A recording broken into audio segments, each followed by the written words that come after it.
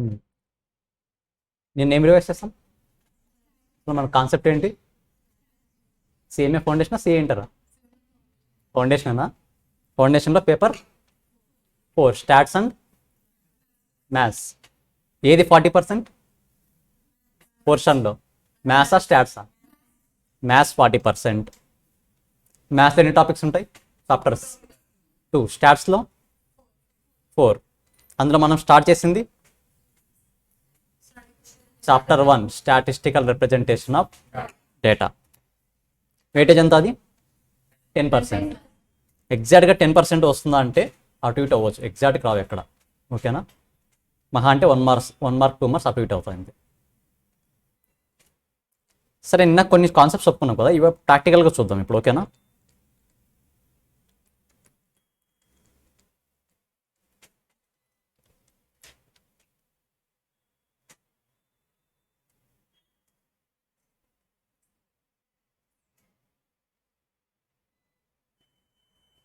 సరే, దేని గురించి సర్చ్ చేద్దాం చెప్పండి. ఏదైనా ఒక టాపిక్ చెప్పండి, దేని గురించి సర్చ్ చేద్దాం. కోవిడ్ డైలీ న్యూస్లో చూసేస్తాం కదా. ఐపీఎల్ చూద్దాం, ఐపీఎల్ బాగుంటుంది. కోవిడ్ కూడా చూద్దాం, పర్లేదు. కోవిడ్ ఒకటి చూద్దాం, ఐపీఎల్ ఒకటి చూద్దాం. ఇంకేది ఉంటుంది ఇంట్రెస్టింగ్గా? ఏదైనా ట్రిప్ చూద్దాం, ఒకటి ట్రిప్కి వెళ్దాం. ట్రిప్కి వెళ్దాం, ట్రిప్ చూద్దాం.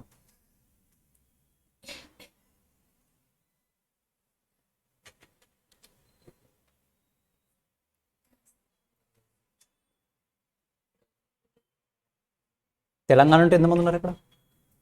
తెలంగాణ, ఆంధ్ర, మిగతా వాళ్ళందరూ ఆంధ్రానా? అదర్ స్టేట్స్ ఎవరు లేరా? ఉమ్? తెలుగు ఒక తెలంగాణ ఆంధ్ర ఆల్మోస్ట్ సేమ్ స్టేట్సే, పేరు పేరైన.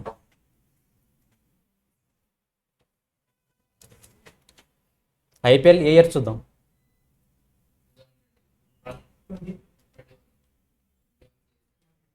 21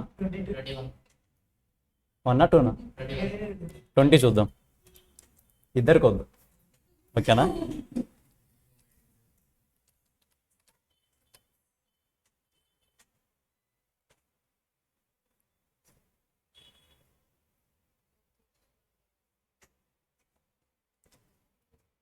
అసలు ఇప్పుడు నాకే ఐపీఎల్ అంటే ఏమో తెలియదు. ఓకేనా? ఐపీఎల్ గురించి తెలుసుకోవాలనుకుంటున్నా. అంటే క్రికెట్ తెలియదు అనట్లేదు, క్రికెట్ తెలుసు. బట్ ఐపీఎల్లో ఎవరు టాప్ పర్ఫార్మెన్స్ చేశారు, ఎవరు పర్ఫామ్ చేయలేదు, ఎవరు ఎక్కువ రన్స్ కొట్టారు, ఎవరు ఎక్కువ వికెట్లు తీశారు, ఈ ఇన్ఫర్మేషన్ మొత్తం నాకు కావాలి. ఎందుకు కావాలంటే ఎగ్జాంపుల్ అనుకోండి, ఇప్పుడు నెక్స్ట్ 2023లో నేను ఇంకో ఫ్రాంచైజీ కొనాలనుకున్నా. ప్లేయర్స్ని డైరెక్ట్గా సెలెక్ట్ చేస్తామా? గల్లీలో ఆడే క్రికెటర్స్ సెలెక్ట్ చేస్తామా? వాళ్ళ బ్యాక్గ్రౌండ్ చూస్తాం కదా, వాళ్ళ కెపాసిటీ అంటే చూస్తాం కదా, క్యాపబిలిటీ అని చూస్తాం కదా, అసలు వాడు బ్యాటరా, వికెట్ కీపరా, బౌలరా, ప్రతిదీ కన్సిడర్ చేయాలా వద్దా? ఇప్పుడు నేను ఏ ప్లేయర్ని సెలెక్ట్ చేసుకోవాలి నెక్స్ట్ ఫ్రాంచైజీ కొనాలంటే? ఒక పర్సన్ని నేను పర్చేస్ చేయాలంటే, ఒక ప్లేయర్ని పర్చేస్ చేయాలంటే ఆ పర్సన్ గురించి నాకు ఐడియా ఉండాలి కదా, ఆ ప్లేయర్ గురించి. సింపుల్గా చెప్పాలంటే ఆప్షన్ అంటాం, ఆప్షన్లో కొంటారంటాం కదా, అలా.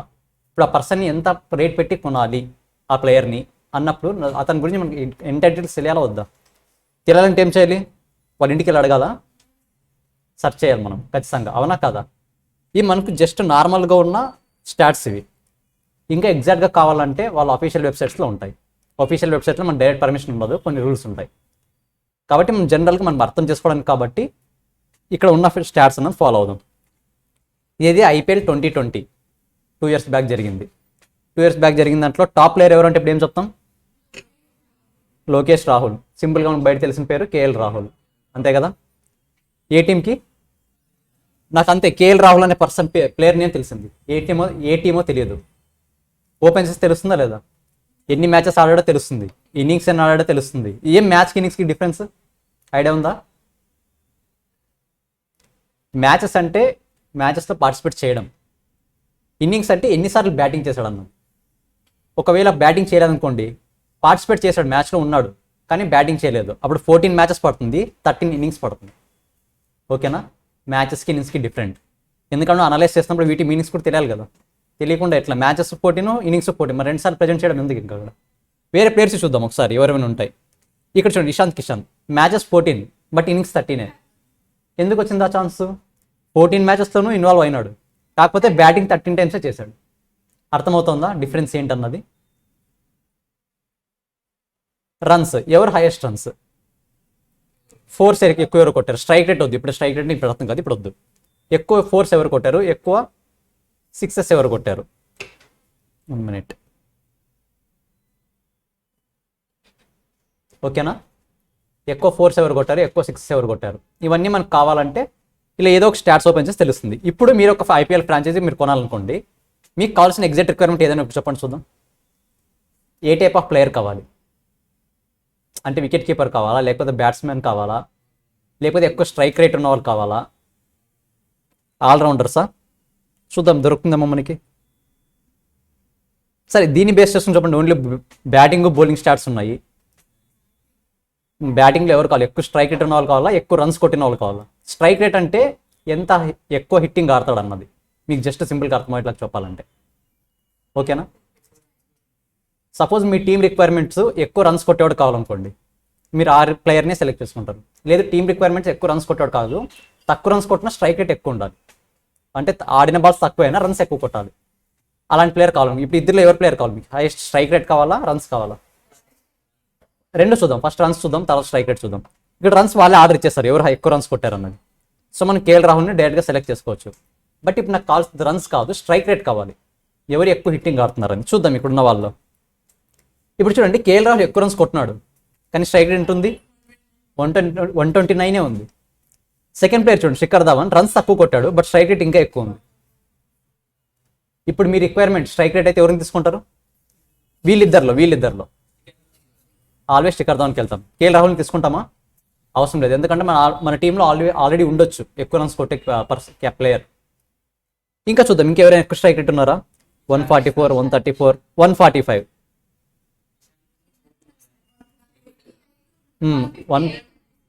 158 ఏబిడి విలియర్స్. పేర్లు మీకు కొత్తగా అనిపించవచ్చు, క్రికెట్ అంటే ఐడియా లేని వాళ్ళు.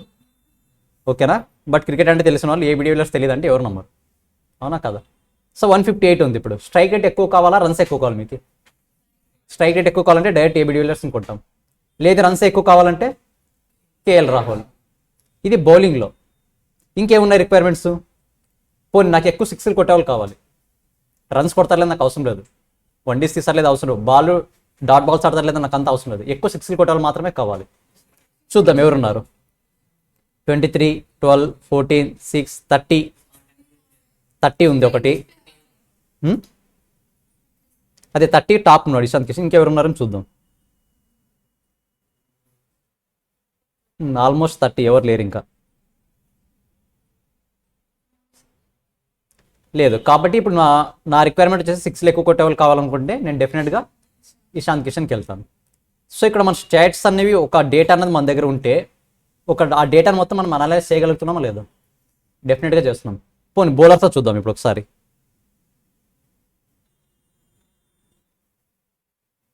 రబాడా అంట, హైయెస్ట్ వికెట్స్.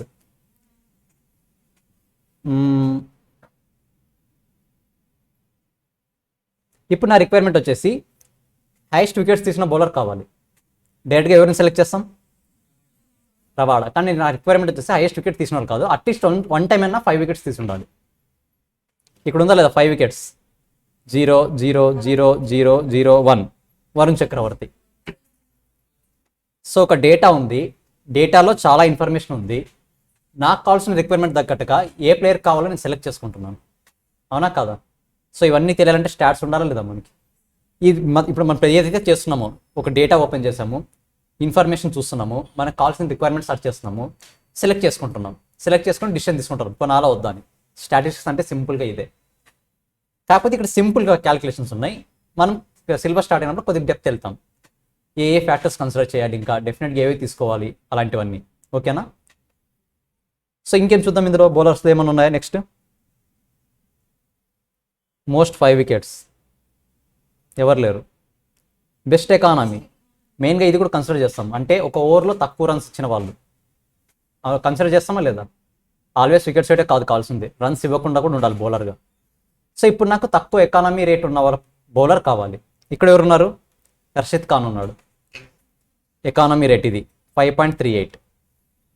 ఓకేనా, రషీద్ ఖాన్ 5.38 ఉంది. అంటే ఒక ఓవర్లో మ్యాక్సిమం యావరేజ్గా 5.3 రన్స్ మాత్రమే ఇస్తాడు. యావరేజ్గా, ఎగ్జాక్ట్గా కాదు, యావరేజ్గా. ఇంతవరకు వేసిన ఓవర్స్ని బట్టి అవి ఎన్ని మ్యాచెస్ ఆడిన బట్టి దాన్ని ప్రతిదీ యావరేజ్ చేస్తే వాళ్ళకు 5.38 వస్తుంది. సో ఇప్పుడు నాకు బెస్ట్ ఎకానమీ బౌలర్ కావాలంటే నేను ఆల్వేస్ రషీద్ ఖాన్కి వెళ్తాను. ఇది క్రికెట్. ఇంకేమైనా ఉన్నాయి మనం సెలెక్ట్ చేసుకోవాల్సినవి? మోస్ట్ 100s ఎవరు చూద్దాం బ్యాటింగ్లో. శిఖర్ ధావన్. నాకు లాస్ట్ ఐపీఎల్లో ఎక్కువ 100s ఎవరు కొట్టారో ఆ ప్లేయర్ని సెలెక్ట్ చేసుకోవాలనుకుంటున్నాను. శిఖర్ ధావన్. హైయెస్ట్ యావరేజ్ 101, ఇది ఓకే. మోస్ట్ 50s చూద్దాం. KL Rahul. Highest individual scores, ఒక మ్యాచ్లో ఎక్కువ రన్స్ కొట్టిన ప్లేయర్ కేఎల్ రాహుల్. ఇది సింపుల్గా చెప్పాలంటే ఐపీఎల్లో మీకు ఒక ఫ్రాంచైజీ ఉంటే, మీరు ప్లేయర్ని యాక్షన్లో కొనాలనుకుంటే మీరు సెలెక్ట్ చేసుకునే వే ఇది. కానీ వాళ్ళు అలా సెలెక్ట్ చేసుకుంటారంటే ఒకటే కాదు, ఇంకా చాలా ఫ్యాక్టర్స్ కన్సిడర్ చేస్తారు. ఓకేనా? వాళ్ళు క్రికెట్ టీంలోకి వచ్చినప్పటి నుంచి ఇంతవరకు అసలు వాళ్ళ ఏదంటే డెవలప్మెంట్ ఎలా ఉంది ప్రతిదీ అబ్జర్వ్ చేస్తారు. మనం బేసిక్స్ కాబట్టి బేసిక్స్ వరకు మాత్రమే నేర్చుకుందాం. ఓకేనా? That too only exam point of view. Next ఏదన్నారు? ఐపీఎల్ అయిపోయింది. దాని తర్వాత కోవిడ్ ఏ ఇయర్ది చూద్దాం? ప్రజెంట్ చూద్దామా? Covid second వేవా?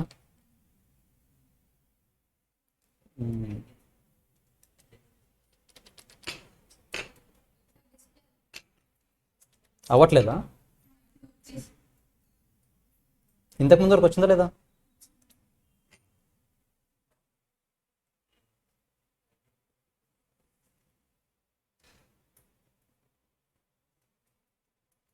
ఐ థింక్ కోవిడ్ది సపరేట్గా లేవనుకుంటా.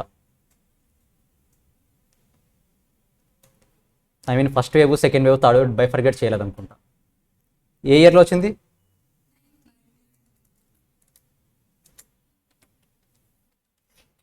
సెకండ్ వేవ్ 20 కదా? 21 I think second wave.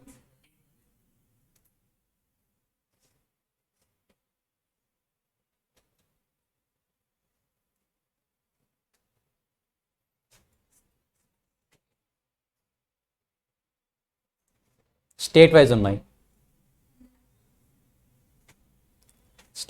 Total ఎన్ని కేసెస్ వచ్చినాయి, డెత్స్ ఎంతమంది, కేసెస్ డెత్స్ స్టేట్ వైజ్. ఇప్పుడు మనము సపోజ్ ఐపీఎల్ అనుకుందాం. సేమ్ ఐపీఎల్ అన్నది నెక్స్ట్ ఇయర్లో కండక్ట్ చేయాలనుకుంటున్నా. ఓకేనా? నేను సెలెక్ట్ చేయాలి ఏ స్టేట్లో కండక్ట్ చేయాలని, నేను సెలెక్ట్ చేయాలి. ఇప్పుడు కేసెస్ని బట్టి మన డిసిషన్ మారుతుందా లేదా? డెఫినెట్గా చేంజ్ అవుతుంది. లాస్ట్ టైం ఇప్పుడు జరిగింది అదే కదా. ఐపీఎల్లో ఐడియా ఉన్న వాళ్ళైతే తెలుస్తుంది ఎందుకు పోస్ట్ పోన్ అయింది అన్నది.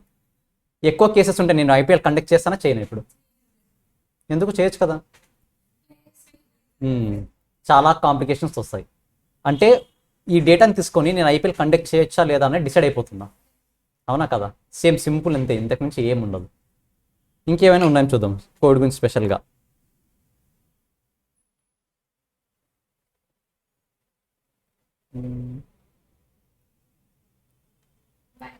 వ్యాక్సినేషన్ రేట్ చూద్దాం ఒకసారి.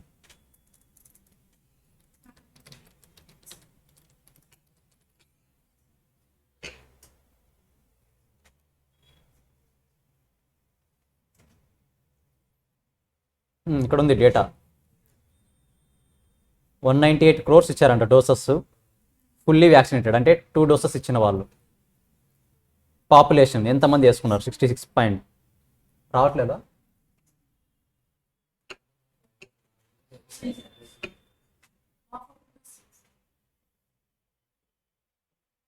ఒక్క నిమిషం,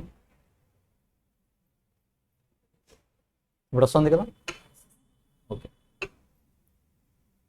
కనిపిస్తుందా? 198 doses ఇచ్చారంట. Total 198 crores doses fully vaccinated. 2 doses వేసుకున్న వాళ్ళు. Percentage population fully vaccinated 66.3%, almost vaccinated. 2 doses వేసుకున్నారు. ఎంతమంది వేసుకున్నారు వ్యాక్సిన్ ఇక్కడ? వేసుకున్నారు అసలు నిజంగా 2 డోసులు?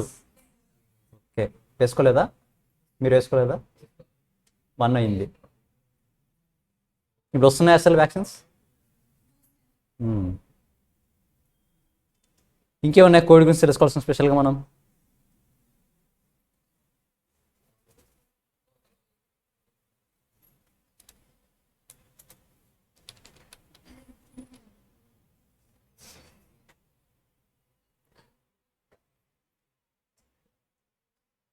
సో టోటల్గా ఎంతమంది చనిపోయారు ఇంతవరకు? కోవిడ్ వచ్చి 5.25 ల్యాక్స్ ఇండియా మొత్తం మీద ఇంతవరకు. Worldwide 63.4 lakhs. So just information కావాలనుకుంటున్నాము, ఓపెన్ చేసి తెలుస్తుందా లేదా? ఒకవేళ స్టాటిస్టిక్స్ అనే సబ్జెక్ట్ లేకపోతే ఈ డేటా మీకు రాదు. డేటా ఉంటుంది, ఏది ఉంటుంది? ఎవరు చనిపోయారు, వాళ్ళ నేమ్ ఏంటి, ఏజ్ ఏంటి, అది ఉంటుంది. ఇప్పుడు వెళ్ళి కనుక్కుంటారా? 5.25 ల్యాక్స్ మందికి వెళ్ళి కనుక్కుంటారు, కౌంట్ చేస్తారా? పాసిబుల్ అవుతుందా? అవ్వదు. మీరు కౌంట్ చేసే లోపల ఇంకొక 5.25 ఎగిరిపోయి ఉంటారు, అవునా కదా? అది పాసిబుల్ అవ్వదు. సో డేటా అంత అవైలబుల్ ఉండాలంటే మనం కొన్ని ట్రిక్స్ ఫాలో అవ్వాల్సిందే. ఇలా సరే, ఇది కూడా అయిపోయింది. నెక్స్ట్ టైం చూద్దాం. వేరే ఏదైనా ఏదో అన్నారు ఇందాక, ట్రిప్పా? ఎక్కడికి వెళ్దాం? కేరళ అన్న, మరి గోవానా? గోవావి కాకుండా కొద్ది ట్రాఫిక్ నేమ్స్ ఉన్నాయో చెప్పండి. ట్రాఫిక్ ఉంటే మనం బాగా ఇది చేయొచ్చు, అనలైజేషన్ బాగుంటుంది. బెంగళూరు బాగుంటుంది.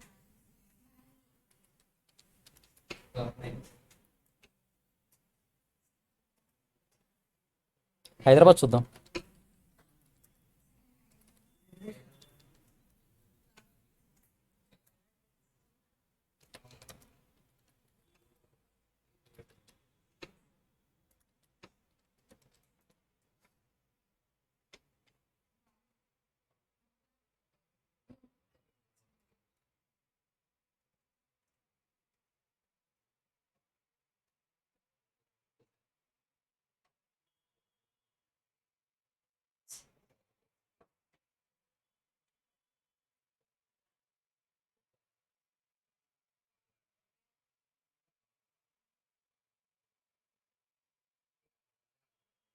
కలర్స్ ఐడెంటిఫై చేస్తున్నారా? గ్రీన్ కలర్, గ్రీన్ కలర్ ఉంటే ఏమి? Route from this place.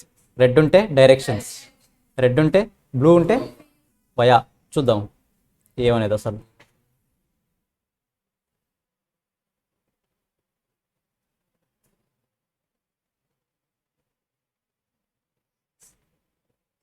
ఇంకా బెటర్ వెబ్సైట్ ఉంటుంది ఒకటి.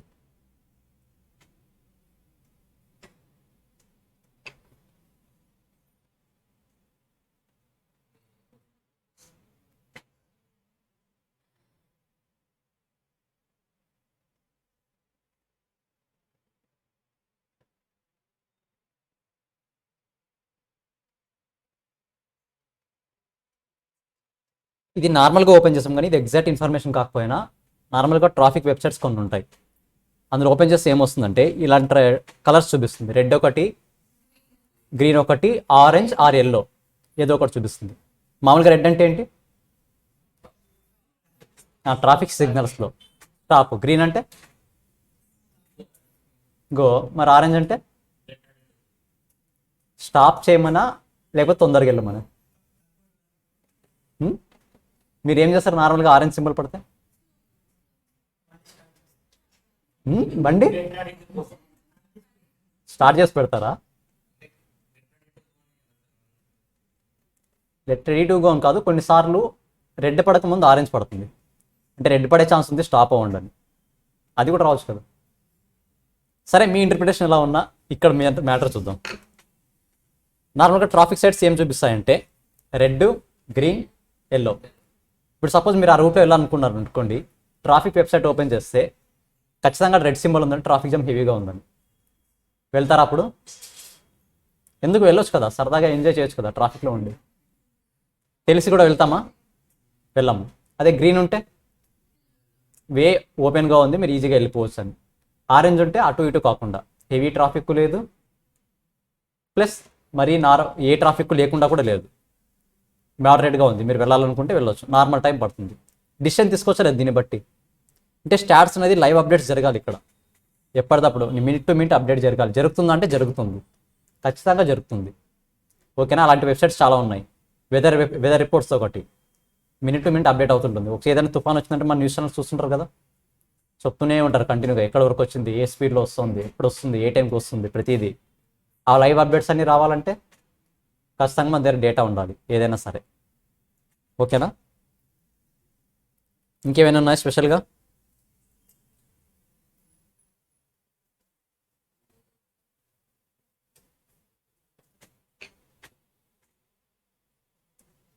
ఒక్కసారి చిన్న కంటెంట్ చూసి మరి బ్యాక్ ప్రాక్టికల్కి వద్దాం.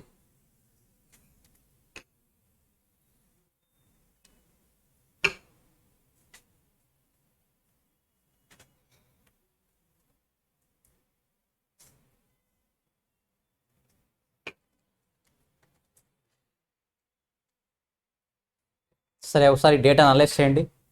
Player A B C match 1లో ఎన్ని రన్స్ కొట్టారు, మ్యాచ్ 2లో ఎన్ని రన్స్ కొట్టారు, మ్యాచ్ 3లో ఎన్ని రన్స్ కొట్టారు. బాగా అనలైజ్ చేయండి, చూడండి అసలు.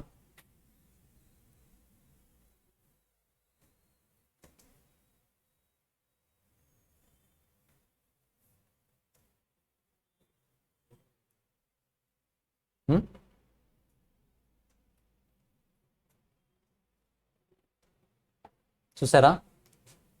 నేను ఇప్పుడు ఏం చెప్పుకుంటా, అదర్ డీటెయిల్స్ ఏం చెప్పుకుంటా. ది బెస్ట్ ప్లేయర్ అంటే ఎవరు చెప్తారు? ఎవరు? బి. ఎందుకు బి?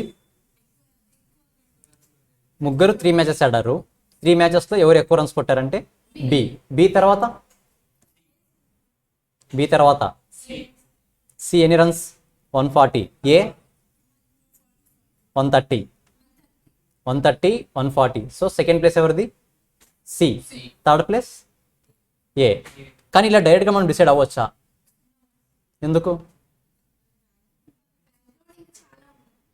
బ్యాక్గ్రౌండ్ సరిగ్గా నేను ఓన్లీ 3 మ్యాచెస్ గురించి మాట్లాడుతున్నా.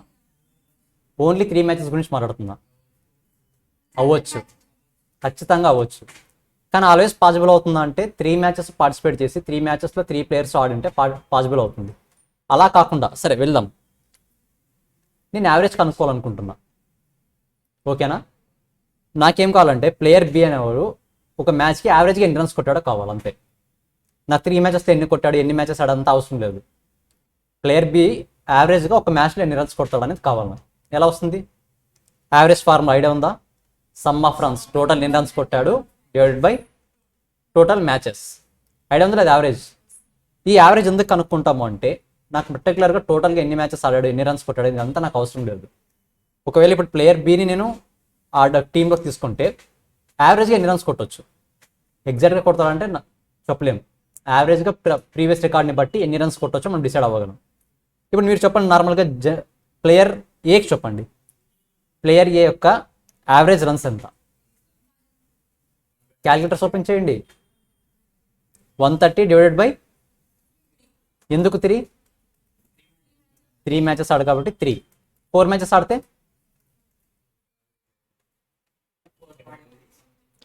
4.43 point something.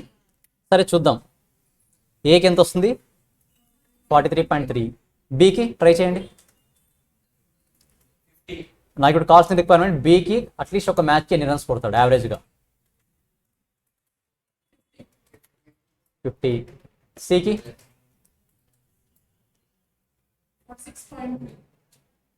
50 plus 40 plus 50 divided by 3, 46 point something వస్తుంది. సో సింపుల్గా ఇది క్యాల్కులేషన్. ఇప్పుడు నా ప్రాబ్లం ఏంటంటే ఆప్షన్ బి, ఎవరైతే ప్లేయర్ బి ఉన్నారో ప్లేయర్ బి అన్నాడు ఓన్లీ 2 మ్యాచెస్ ఆడాడు, ఓన్లీ 2 మ్యాచెస్. ఇప్పుడు నాకు యావరేజ్ కావాలి, థర్డ్ మ్యాచ్ ఆడలేదు.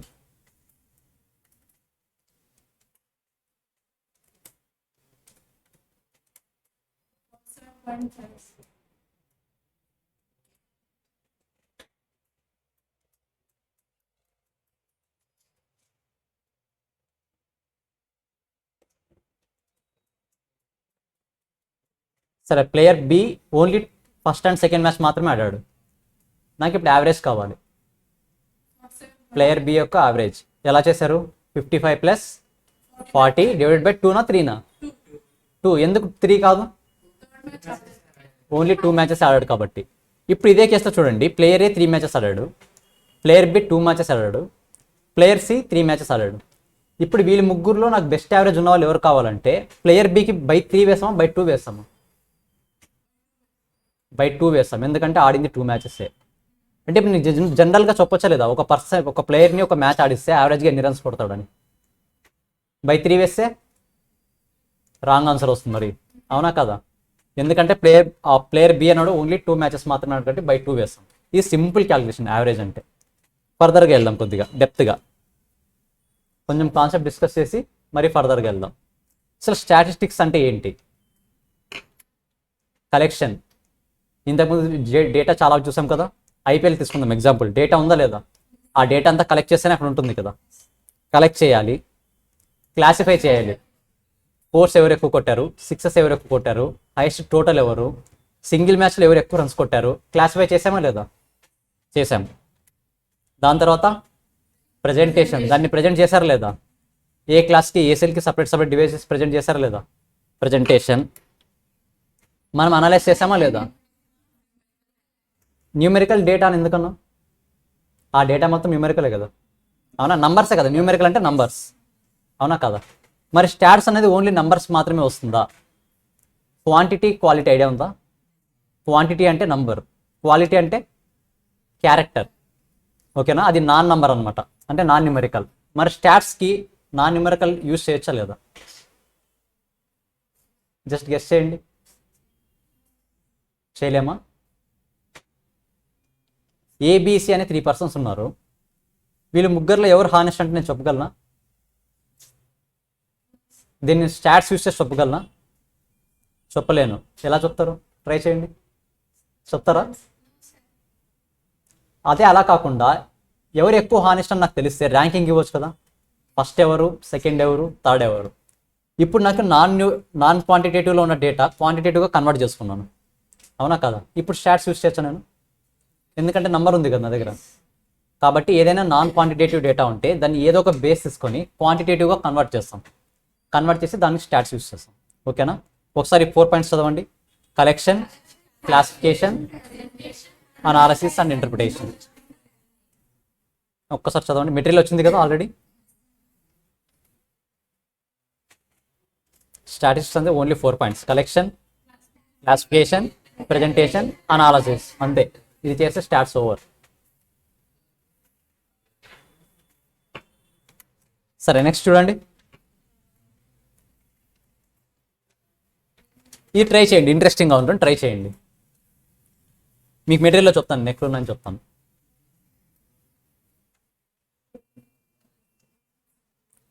నేను డేటా కలెక్ట్ చేసి ఇస్తున్నాను మీకు. ఇది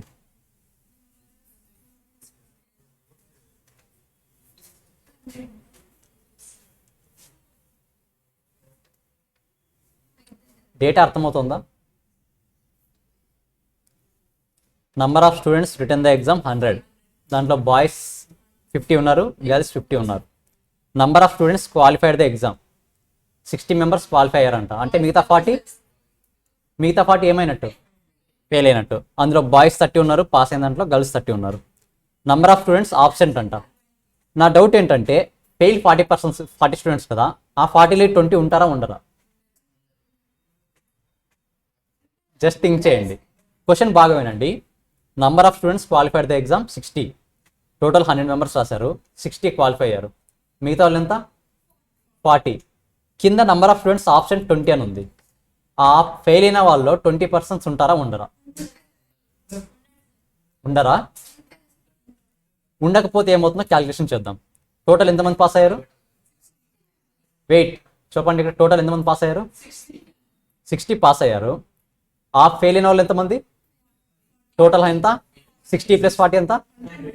ప్లస్ కింద ఆప్షన్ 20, టోటల్ 120. కానీ ఎగ్జామ్ రాసింది ఎంతమంది? ఎగ్జామ్ రాసింది 100 అంటే టోటల్ నెంబర్ ఆఫ్ స్టూడెంట్స్ 100.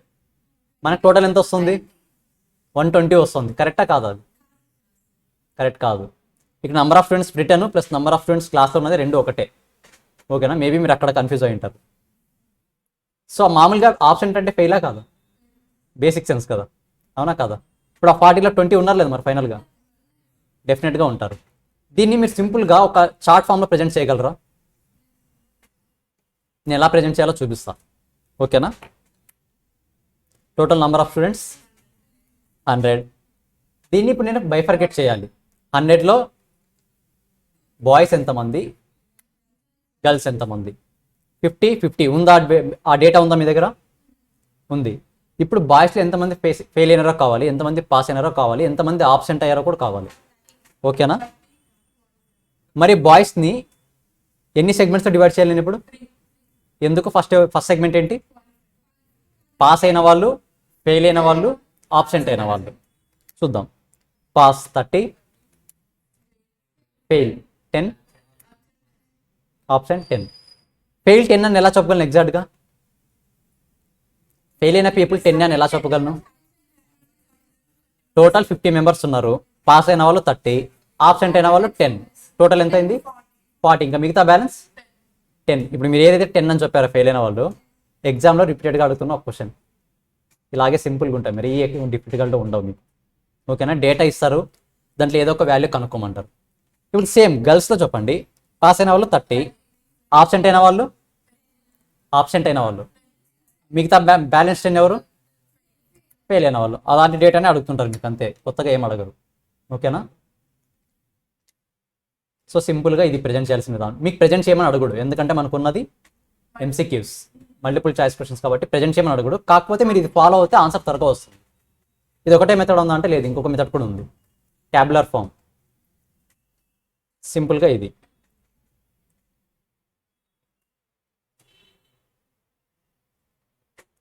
నేనేం చేస్తున్నాను, ఉన్న డేటాని బాయ్స్ ఎంతమంది, గర్ల్స్ ఎంతమంది సపరేట్ చేసుకుంటున్నాం. Boys, girls, total number of students ఎంతమంది ఉన్నారు? 100.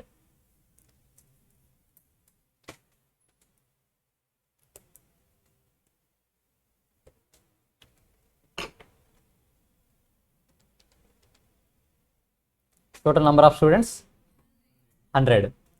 ఇప్పుడు నాకు కావాల్సింది ఏమంటే దాంట్లో బాయ్స్ ఎంతమంది ఉన్నారు, గర్ల్స్ ఎంతమంది ఉన్నారు సపరేట్ బైఫర్గేట్ చేసుకుంటా. బాయ్స్ కింద టోటల్ వేస్తా, 50 మెంబర్స్ తెలుసు కదా ఇన్ఫర్మేషన్ నాకు. గర్ల్స్ కూడా 50 అని తెలుసు, ఆ వాల్యూ వేసేసుకుంటా. ఇప్పుడు బాయ్స్లో పాస్ అయిన వాళ్ళు కావాలి నాకు. బాయ్స్లో పాస్ అయిన వాళ్ళు 30 ఉందా లేదా? ఈ వాల్యూ వేసేస్తాను. గర్ల్స్లో పాస్ అయిన వాళ్ళు ఉంది, ఈ వాల్యూ వేసేస్తాను. 30 + 30 ఎంత? ఆటోమేటిక్గా టాలీ అయిపోతుంది. అవ్వాలి కూడా, అవ్వలేదంటే ఎక్కడో రాంగ్ చేస్తున్నామని. ఓకేనా? ఈ 60 ఏమి టోటల్ పాస్ అయిన వాళ్ళు, ఇక్కడ ఉందా లేదా వాల్యూ? ఉంది. ఇట్ ద సేమ్ టైం బాయ్స్లో ఫెయిల్ అయిన వాళ్ళు కావాలి. ఆ ఇన్ఫర్మేషన్ మన దగ్గర ఉందా? క్వశ్చన్లో కావాల్సిన రిక్వైర్మెంటే అది. వాళ్ళు అడిగే క్వశ్చన్ టోటల్ డేటా ఇస్తారు, బాయ్స్లో ఫెయిల్ అయిన వాళ్ళు ఎంతమంది, ఇది మీకు MCQలో అడిగే క్వశ్చన్. ఓకేనా? మనకి ఫెయిల్ అయిన వాళ్ళు ఎంత అనేది డేటా మన దగ్గర లేదు, మనం ఐడెంటిఫై చేయాలి. కానీ అటే పాస్ అయిన వాళ్ళు ఎంతమందో ఉంది, at the same time absent అయిన వాళ్ళు ఎంతమందో కూడా ఉంది. అవునా కదా? సో ఇక్కడ టోటల్ ఈ వాల్యూస్ చూడండి, ఓన్లీ ఈ వాల్యూస్ మాత్రం చూడండి. టోటల్ 50 బాయ్స్ ఉన్నారు, దాంట్లో 30 మెంబర్స్ పాస్ అయ్యారు, 10 మెంబర్స్ ఆబ్సెంట్ అయ్యారు. ఇంకా మిగతా వాళ్ళు ఏమైనట్టు? ఫెయిల్ అయినట్టు. అంతే, ఇది ఒక్కటి కనుక్కుంటే చాలు, మన MCQ కంప్లీట్ అయినట్టే. ఓకేనా? సేమ్ గర్ల్స్లో కూడా సేమ్ ఎగ్జాంపుల్ గర్ల్స్లో చూద్దాం. టోటల్ 50 ఉన్నారు, 30 క్వాలిఫై అయ్యారు, 10 మెంబర్స్ ఆబ్సెంట్ అయ్యారు, మిగతా బ్యాలెన్సింగ్ ఫిగర్ 20 ఫెయిల్. ఇప్పుడు నాకు కావాల్సింది ఇది కాదు, టోటల్ క్లాస్లో ఎంతమంది ఫెయిల్ అయ్యారు, టోటల్ క్లాస్లో ఎంతమంది ఫెయిల్ అయ్యారు. ఫెయిల్ ఆల్వేస్ గుర్తుపెట్టుకోండి, ఆబ్సెంట్ అంటే ఫెయిల్ అయినట్టే. ఆబ్సెంట్ వేరు, ఫెయిల్ అయిన వాళ్ళు కాదు. ఇక్కడ ఫెయిల్ అయ్యి ఎగ్జామ్ రాసి ఫెయిల్ అయిన వాళ్ళు 20, మేబీ అది కూడా అడగొచ్చాము. ఎగ్జామ్ అటెండ్ అయ్యి ఫెయిల్ అయిన వాళ్ళు ఎంతమంది, ఎగ్జామ్ అటెండ్ అవ్వకుండా అసలు ఫెయిల్ అయిన వాళ్ళు ఎంతమంది. క్వశ్చన్ రావచ్చు, ఎలా అయినా పాసిబిలిటీ ఉంది. మీరు అన్ని యాంగిల్స్తో ఆలోచించాలి. ఒక్కసారి డేటా మన దగ్గర రెడీగా ఉందంటే థింక్ చేయడం కష్టమా? ఇప్పుడు టోటల్గా అడుగుతున్నాను, సరే ఈ డేటా బేస్ చేసుకుని చెప్పండి, టోటల్ ఫెయిల్ అయిన వాళ్ళు ఎంతమంది? ఈ డేటా బేస్ చేసుకోండి, 20. ఎగ్జామ్ రాసి ఫెయిల్ అయిన వాళ్ళు ఎంతమంది, ఆబ్సెంట్ అయిన వాళ్ళు ఎంతమంది, టోటల్ క్లాస్ మొత్తంలో ఫెయిల్ అయిన వాళ్ళు ఎంతమంది including absent, 40 members. So question మీకు ఎలా వచ్చినా సరే మీరు ఆన్సర్ చేయగలరు. టోటల్ పాస్ ఎంతమంది క్వాలిఫై అయ్యారు, టోటల్ ఎంతమంది ఎగ్జామ్ అటెండ్ అయ్యారు, టోటల్ 80నా 100? 80 ఓన్లీ, 100 కాదు. దీని ఇంటెన్షన్ ఏంటంటే మీకు క్వశ్చన్లో కూడా ఇలాగే ఇస్తాడు, కన్ఫ్యూజ్ అవ్వకూడదు. మీకు మామూలుగా క్వశ్చన్ సార్లు క్లారిఫైగా ఇస్తే ఓకే, ఎంతమంది స్టూడెంట్స్ ఉన్నారు, ఎంతమంది అటెండ్ అయ్యారు, ఎంతమంది అటెండ్ అవ్వలేదని. కానీ ఏం చెప్పకుండా number of students return the exam అన్నారంటే ఇంక్లూడింగ్ ఆబ్సెంట్ అది. ఓకేనా? అంటే దీంట్లో 80 + 20, ఈ 20 ఎవరు? ఆబ్సెంట్ అయిన వాళ్ళు. ఓకేనా? బట్ ఈ రీసెంట్గా అయితే ఇంత కన్ఫ్యూజన్కి ఇవ్వట్లేదు, మెన్షన్ చేస్తున్నాడు. బట్ మనం చెప్పలేము కదా, మన ముందే అదృష్టవంతుడు, అలాంటి క్వశ్చన్స్ అన్నీ మనకే వస్తాయి, తెలిసిందే కదా. సో ముందు జాగ్రత్తగా చెప్తున్నా. ఓకేనా? సేమ్ ఇలాంటి వాటికి ఇంకొక ప్రాక్టీస్ చేద్దామా? చేస్తారా? సరే చూద్దాం.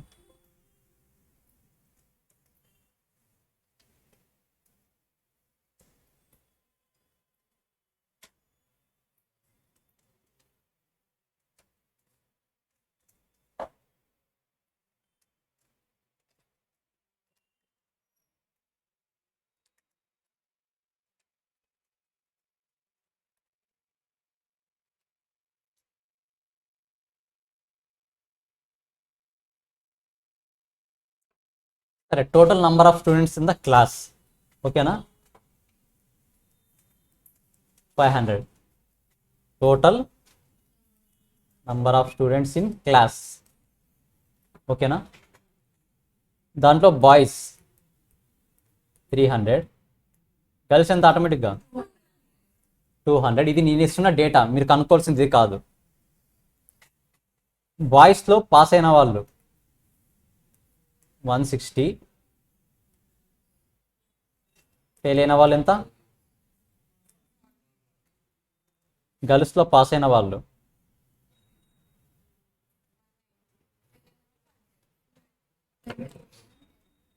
ఇంతేనా డేటా? సరే, ఇప్పుడు నాకు డైరెక్ట్గా కావాల్సిన క్వశ్చన్ ఏంటి, క్లాస్లో ఎంతమంది ఫెయిల్ అయ్యారు?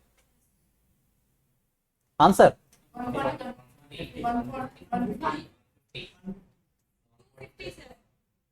250నా, 150నా, 140నా? నాకు తెలుసు మీరు ఏం చేస్తారంటే ఇదైనా చెప్తారు ఫస్ట్లో, ఇదైనా చెప్తారు, కానీ నాకు కావాల్సింది అది కాదు. ఇవి రెండు యాడ్ చేసి కావాలి. 300లో 150, 160 మెంబర్స్ క్వాలిఫై అయ్యారు అంటే ఇంకా మిగతా 140 ఫెయిల్. ఇక్కడ 200 గర్ల్స్లో 190 క్వాలిఫై అయ్యారు, మిగతా 10 టోటల్. మీ ఎంసీక్యూ ఆప్షన్స్ ఏది ఇస్తాడు తెలుసా? 150 ఇస్తాడు, 10 ఇస్తాడు, 140 ఇస్తాడు, last D none of the above ఇస్తాడు. మనం తొందరగా క్వశ్చన్ సరిగ్గా చదవలేదు అనుకోండి, ఏదర్ 140 పెడతాం ఆ 10 పెడతాం, బాయ్స్తో కలిసి పెట్టేసి వస్తాం. కానీ అడిగింది total number of students failed. ఓకేనా? జాగ్రత్తగా ఉండాలి. అవి ఎంసీక్యూస్ ఇంకా మీకు ప్రాక్టీస్ చేయలేదు, వస్తాయి ఎంసీక్యూస్ కూడా, చాలా జాగ్రత్తగా ఉండాలి. మనకు తెలియకుండా చేసే చిన్న చిన్న మిస్టేక్స్ ఇవే. ఓకేనా? ఇక్కడ ఎంతమంది ఉన్నారు present non commerce background, non maths background? Maths touch లేని వాళ్ళు, అసలు మ్యాథ్స్ అంటే అసలు టచ్ లేని వాళ్ళు, అసలు టచ్ లేదా? 10th కాకుండా ఇంటర్లో. ఓకే, నేర్చుకుందాం. ప్రజెంట్ ఈ క్యాలిక్యులేషన్స్ చేయగలుగుతున్నారు కదా? ఓకేనా? క్యాలిక్యులేటర్స్ తెచ్చుకున్నారా? టుమారో కానీ డే ఆఫ్టర్ టుమారో కానీ క్యాలిక్యులేటర్ క్లాస్ ఉంటుంది స్పెషల్గా. ఓకేనా? So total number of students 1000. దాంట్లో మేల్ వచ్చేసి స్టూడెంట్స్ కదా, ఓకే. బాయ్స్ వచ్చేసి 600, గర్ల్స్ కావాలి. బాయ్స్లో 60% పాస్ అయ్యారు, 20% ఆబ్సెంట్ అయ్యారు, 20% ఫెయిల్ అయ్యారు. గర్ల్స్లో 60% పాస్ అయ్యారు, 20% ఫెయిల్ అయ్యారు, 20% ఆబ్సెంట్ అయ్యారు. ఇప్పుడు ఎంసీక్యూస్లో మీకు అడిగే క్వశ్చన్ టోటల్గా గర్ల్స్లో ఎంతమంది ఆబ్సెంట్ అయ్యారు? క్యాలిక్యులేట్ చేయండి. గర్ల్స్లో ఎంతమంది ఆబ్సెంట్ అయ్యారు?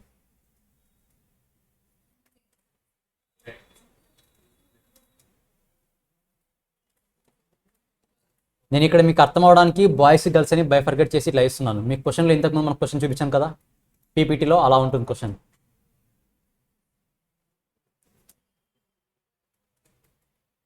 పర్సెంట్ని ఎలా యూస్ చేయాలో తెలుసా? 80. ఓకే, 80. ఇంకా ఆన్సర్స్ కావాలి, డిఫరెంట్ ఆన్సర్స్ కావాలి. చెప్పాను కదా, మిస్టేక్స్ అన్నీ మనం ఇక్కడే చేద్దాం. 80 ఇంకా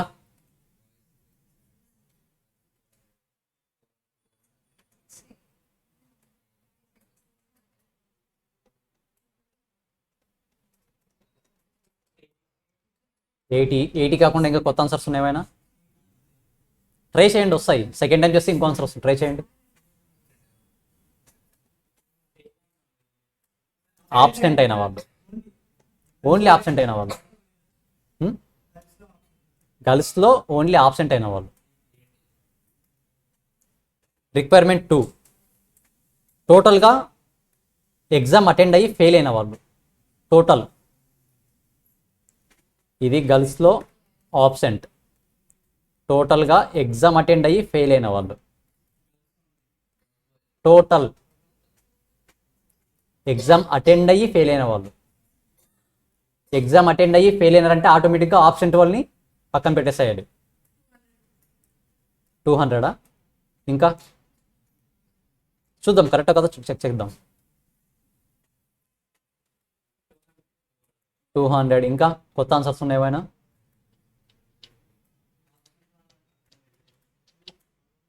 టోటల్గా ఎగ్జామ్ రాసి ఫెయిల్ అయిన వాళ్ళు అనుకుంటున్నా.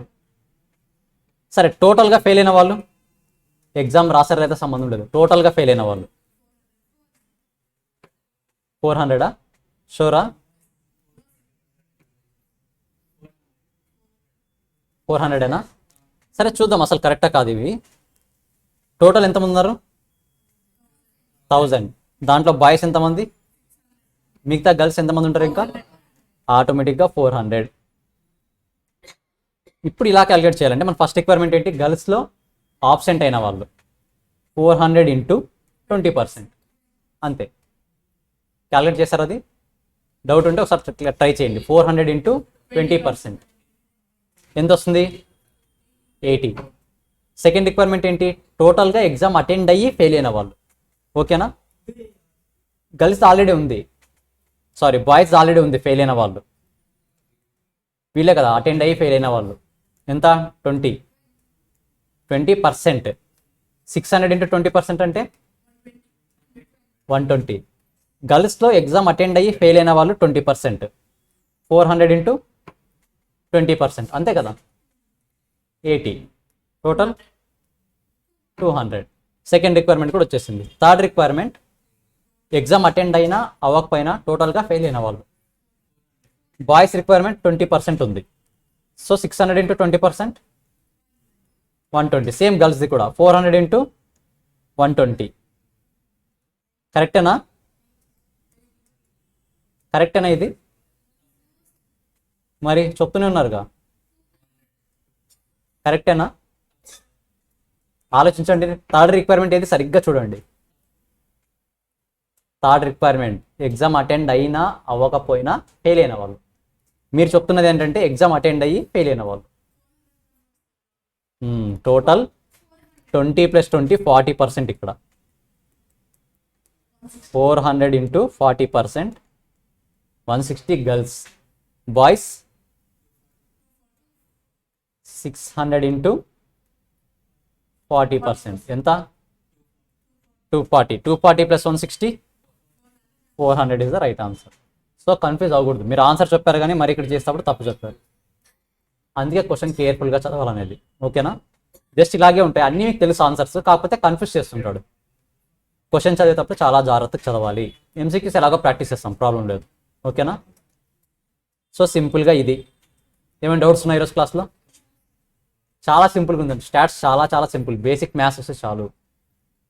స్టాట్స్లో మీరు నేర్చుకోవాల్సింది ఏంటంటే బేసిక్ మ్యాథ్స్. నెక్స్ట్ క్లాస్ అది ఉంటుంది. బేసిక్స్ మ్యాథ్స్ గురించి ఒక క్లాస్ ఉంటుంది, ప్లస్ క్యాలిక్యులేటర్ ఎలా యూస్ చేయాలో క్లాస్ ఉంటుంది. దాంతోపాటు మీకు తెలియాల్సింది ఫార్ములాస్ నేర్చుకుంటే చాలు. అరౌండ్ ఒక 30 to 40 ఫార్ములాస్ ఉంటాయి. 30 to 40 ఫార్ములాస్ నేర్చుకుని వాటిని ఎలా అప్లై చేయాలో తెలిస్తే స్టాట్స్ మొత్తం ఓవర్. 60% ఈజీగా వచ్చేస్తుంది. మీ సిలబస్ అంతా కంప్లీట్ అయిన తర్వాత స్టాట్స్ని మహా అంటే 15 minutes రివైజ్ చేయొచ్చు. Just 15 minutes. మనం ఎగ్జామ్కి ఎన్ని రోజులు తీసుకుంటాం మామూలుగా రివిజన్కి? ఇంటర్లో ఎన్ని రోజులు తీసుకుంటారు ఎగ్జామ్కి? 1 month ఒక పేపర్కి? ఎగ్జామ్ అందరికీ 1 month. సరే మ్యాక్సిమం 2 days ఒక పేపర్కి యావరేజ్గా. స్టాట్స్ అని నేను చెప్తున్నాను, ఖచ్చితంగా 15 minutesతో కంప్లీట్ అవుతుంది. 15 minutes ఎప్పుడు స్టాట్ సిలబస్ అంతా కంప్లీట్ అయిన తర్వాత నేను ట్రైన్ చేస్తాను. ఏం భయపడాల్సిన అవసరం లేదు. మ్యాథ్స్ ఎంతసేపు అవుతున్నప్పుడు?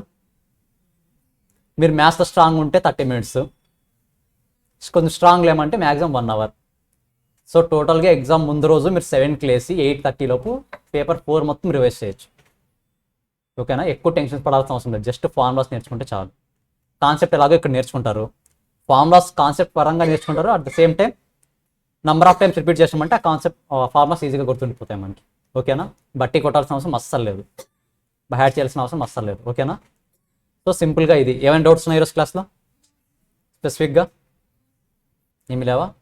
టుమారో క్లాస్లో మరీ కలుద్దాం. క్యాలిక్యులేటర్స్ తెచ్చుకోండి, అది రేపైనా స్టార్ట్ చేద్దాం, డే ఆఫ్టర్ టుమారో స్టార్ట్ చేద్దాం. కొద్దిగా కాన్సెప్ట్ చెప్పుకున్న తర్వాత ఆటోమేటిక్గా స్టార్ట్ చేద్దాం. ఓకేనా? టుమారో క్లాస్లో మరీ కలుద్దాం. బాయ్.